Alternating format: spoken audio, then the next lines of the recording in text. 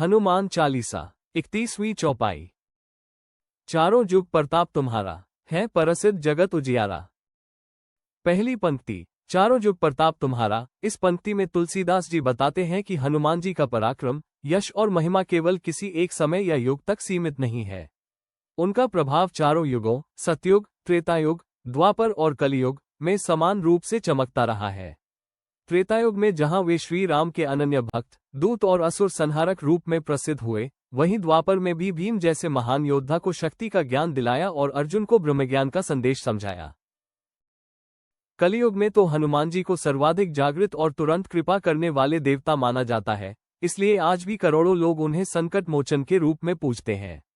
ये पंक्ति इस बात को बहुत शक्तिशाली तरीके से समझाती है कि हनुमान जी की शक्ति कभी भी कम नहीं होती। समय बदलता है, युग बदलते हैं, संसार बदलता है, परंतु उनका तेज, वीरता, भक्ति और कृपा अपरिवर्तित रहती है।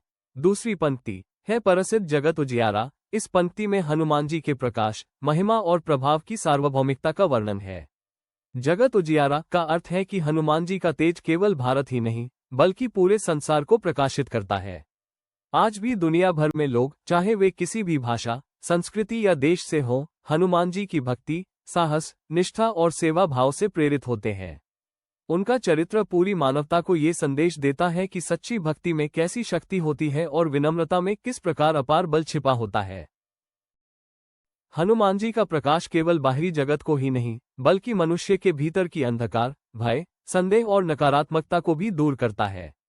जब भक्त उनके नाम का स्मरण करता है, तो उसके जीवन में साहस, आशा और ऊर्जा का उजाला फैल जाता है।